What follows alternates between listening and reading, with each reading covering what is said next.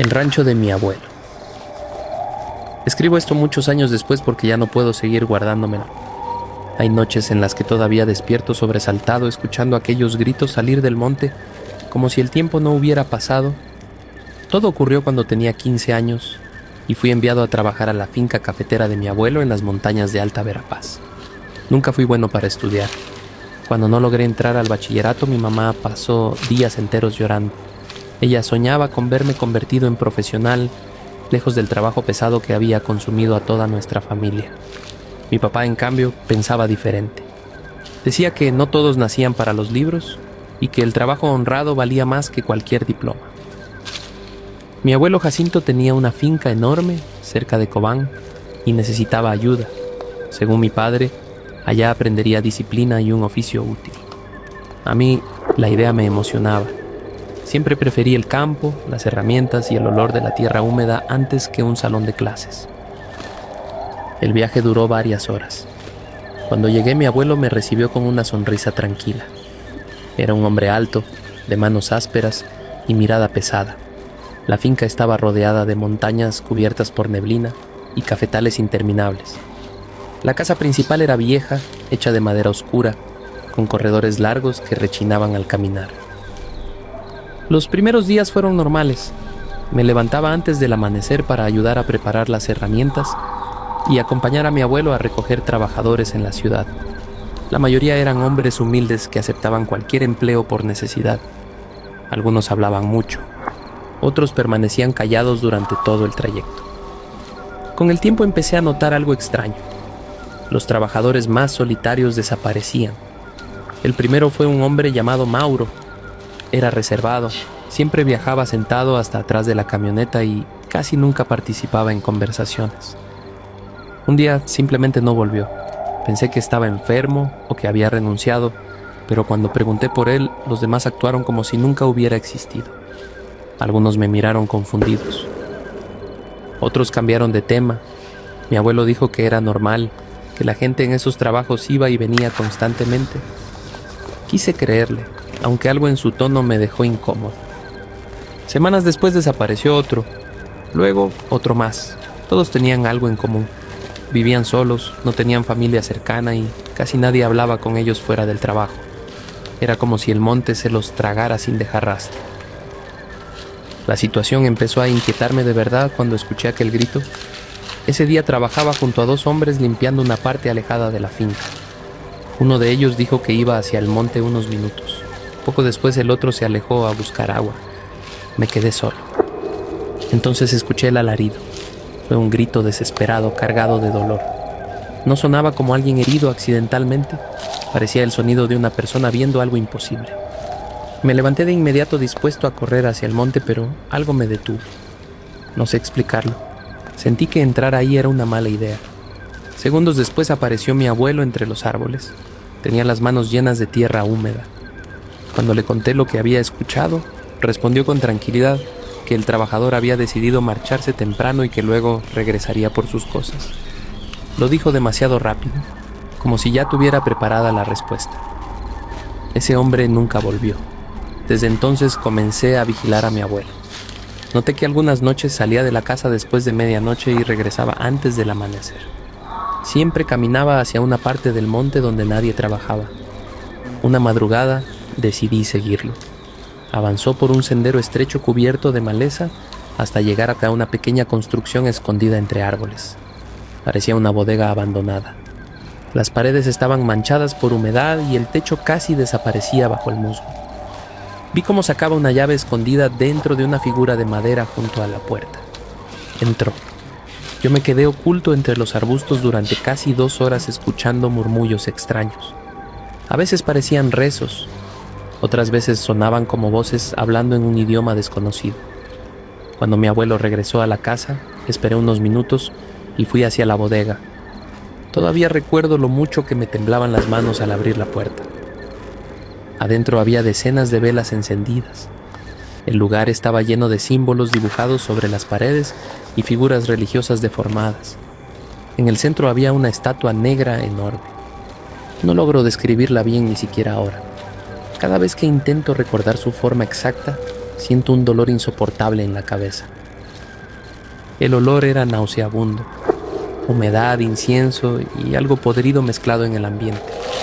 Sentí ganas de salir corriendo desde el primer segundo, pero seguí observando. Había manchas oscuras en el suelo y montones de objetos que parecían pertenencias personales. Botas viejas, sombreros, relojes baratos, cosas de trabajadores. Esa noche casi no dormí. A partir de entonces seguí espiando a mi abuelo cada vez que iba a la bodega, hasta que ocurrió algo que terminó de destruirme. Una madrugada la puerta quedó entreabierta. Desde mi escondite pude ver el interior iluminado por velas. Mi abuelo estaba arrodillado frente al altar, repitiendo palabras extrañas, y entonces apareció. Al principio parecía una sombra más oscura que las demás. Poco a poco tomó forma hasta convertirse en algo imposible. Sus ojos brillaban como brasas y su voz sonaba grave, como si varias personas hablaran al mismo tiempo. Esa cosa habló con mi abuelo durante casi 1 hora. No entendí ni una palabra, pero observé cómo mi abuelo le entregaba objetos mientras la criatura señalaba hacia distintos lugares del monte. Quise moverme. No pude. Sentía las piernas completamente paralizadas. Cuando aquella cosa desapareció entre las sombras, regresé a la casa convencido de que debía escapar de la finca cuanto antes. Pero el horror apenas comenzaba. Esa misma semana desperté en mitad de la noche y vi a la criatura dentro de mi habitación. Estaba parada junto a mi cama. Comenzó a gritarme en aquel idioma imposible mientras me golpeaba con una fuerza brutal. Traté de pedir ayuda, pero ningún sonido salía de mi boca. Los golpes dolían de verdad. Cuando la criatura desapareció, no tenía marcas en el cuerpo, pero el dolor seguía ahí. Aquello empezó a repetirse 2 o 3 veces por semana. Dormir se volvió una tortura. Cada noche esperaba verla aparecer entre la oscuridad del cuarto. Mientras tanto, los trabajadores continuaban desapareciendo, uno tras otro, siempre los más solos, siempre los que nadie reclamaría. Finalmente reuní el valor para decirle a mi abuelo que quería irme. Él sonrió de una manera que jamás voy a olvidar. Ya no parecía mi abuelo. Había algo distinto en sus ojos, algo vacío y cruel.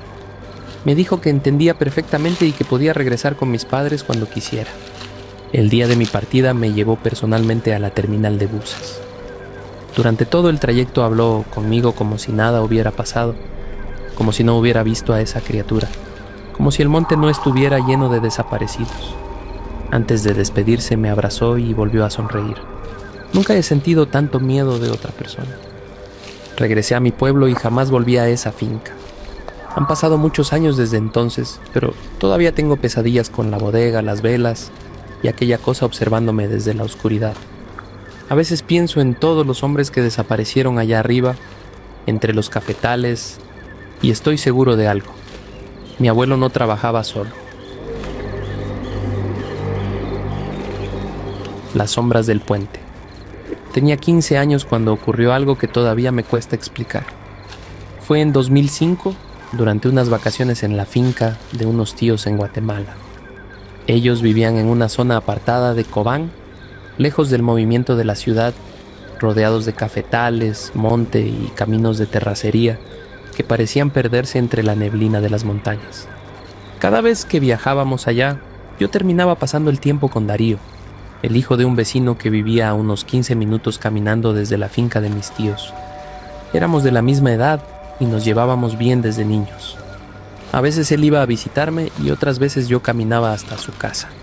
Había 2 formas de llegar. Una era por el camino principal, más largo pero seguro. La otra cortaba distancia atravesando un sendero de monte y un viejo puente de madera construido sobre un río seco. Mis tíos odiaban que tomara ese atajo. No me daban demasiadas explicaciones. Solo repetían que evitara pasar por ahí de noche. Según ellos, el puente estaba viejo y podía romperse en cualquier momento. Yo les creía a medias. Durante el día había cruzado varias veces y jamás se movía más de lo normal. Los tablones rechinaban, sí, pero parecían firmes. Una tarde fui a casa de Darío y perdimos la noción del tiempo. Escuchamos música, jugamos cartas y luego nos sentamos afuera mientras anochecía sobre los cerros. Los padres de Darío me ofrecieron llevarme en camioneta, pero rechacé la idea. Me sentía confiado y además no quería molestarlos. Pensé que podía llegar rápido si cruzaba por el puente.